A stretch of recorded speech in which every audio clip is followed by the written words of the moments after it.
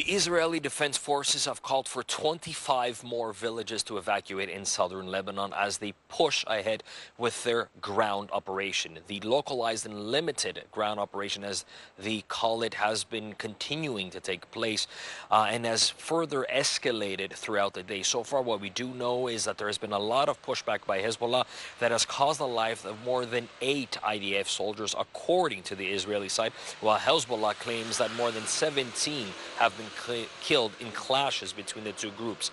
Bombardment by the Israeli tanks and the shelling from the Israeli side continues. While this ground operation is taking place, though, a number of airstrikes continue to be targeting parts of the country, but also the capital of Lebanon in Beirut.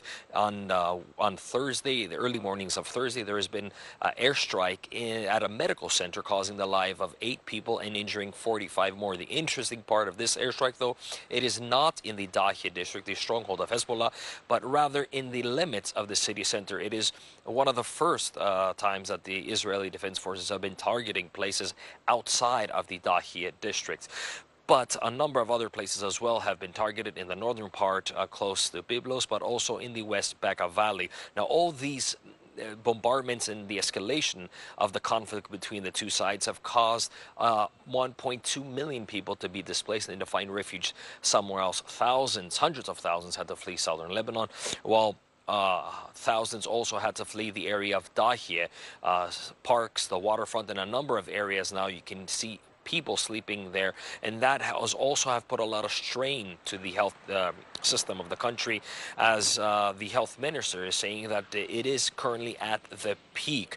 It's saying that if this conflict does not end and there's not a ceasefire, then the government will not be able to provide the necessities to those who are actually been displaced, but also those who have been injured during this conflict. A ceasefire needs to happen, as he said.